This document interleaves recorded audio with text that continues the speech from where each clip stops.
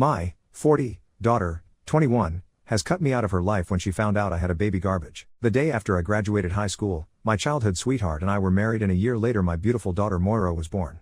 When Moira was 6, I got pregnant again, but it was an ectopic pregnancy that eventually needed surgery, which included removing the fetus and part of the fallopian tube the fetus was growing in.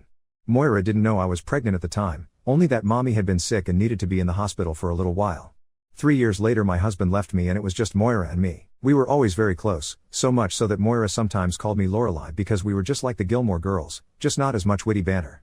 This was until she went to a state college about 3 hours away. We would still talk on the phone every day and she would come home for the weekend a few times a month, but I understood that she needed her space as she developed as a functional adult, so I tried to give her as much space as she needed.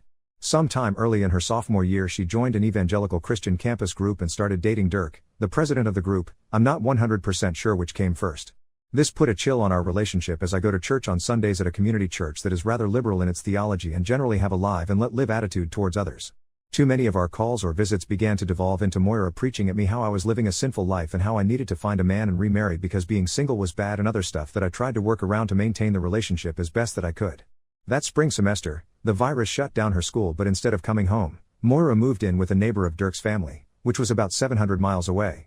Our conversations went from daily to maybe twice a week and were shorter as well, as if Moira was impatient to get the calls over with.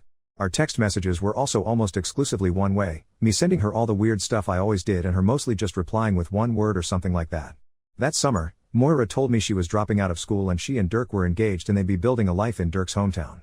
This was pretty rough news for me, but I do feel like while I tried to push back gently, I was as supportive as I could be. The wedding was in October of that year and it was a lovely event, although I felt like most of Dirk's family and the folks from his church treated me like I was a space alien.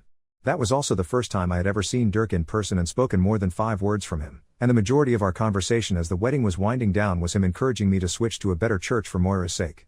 After a few months, calls started to come more frequently from Moira. She was clearly struggling with adjusting to being married and not really knowing too many folks, although she always insisted that Dirk's parents and siblings and the church folks were super nice.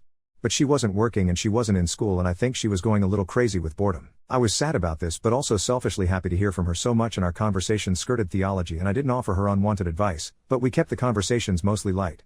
Moira was looking forward to having children. Dirk wanted a big family, probably in part to give her more to do, but it seems that they were having difficulty conceiving.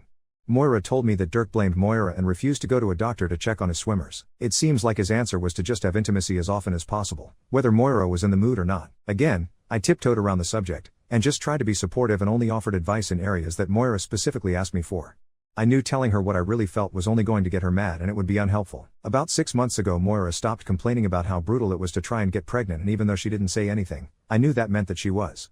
I kept it to myself, just happy that she was so happy. But she called me crying right before Thanksgiving that she had miscarried. I asked her if she wanted me to come to her, and for the first time since she got married, she said yes. I was in my car less than an hour later and got there in the morning. Dirk was at work even though Moira was an absolute mess, and I did my best to comfort her. At some point, I told her about my ectopic pregnancy to let her know how awful I knew she felt. We did a lot of hugging and crying together that day. When Dirk came home, he mostly ignored us and seemed more annoyed about the whole thing than supportive. The next morning, after Dirk went to work, Moira asked me about my ectopic pregnancy, especially what had happened to the baby. I explained that they needed to get rid of the baby because it was growing and it could have become life-threatening to me. Moira got extremely angry at me, telling me that her pastor had once mentioned that most fallopian ectopic fetuses will actually migrate to the uterus on their own, and that I was a selfish jerk for not putting my faith in God before a soulless doctor. I was stunned and I regrettably lashed out at her, telling her that her pastor was full of crap and that as much as I wish I hadn't had to have baby garbage, it was the only reasonable choice and any real Christian would understand that. Moira told me to leave the house right away. I tried to apologize, but she told me her miscarriage and trouble having children was definitely punishment for me unaliving my baby. I fled the house in tears. Since then, Moira doesn't answer my phone calls, texts, emails, anything. I found Dirk's work number, but he told me to never call again and hung up on me. I was so depressed, but I am in therapy and on medication, and found a Facebook group for parents who have lost contact with children for religious reasons, so that has been a little helpful.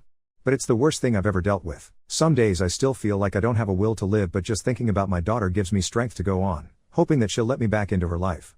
Whether it's because she comes to understand better what happened or because she needs me, I don't really care. I just miss her so much. Just to be clear, I did stop reaching out after Dirk hung up on me, aside from sending an I love you text every few days. Probably Moira blocked me, but if she hasn't, or if she ever decides to unblock me, hopefully she'll just know that no matter what decisions she has made, I'll always love her.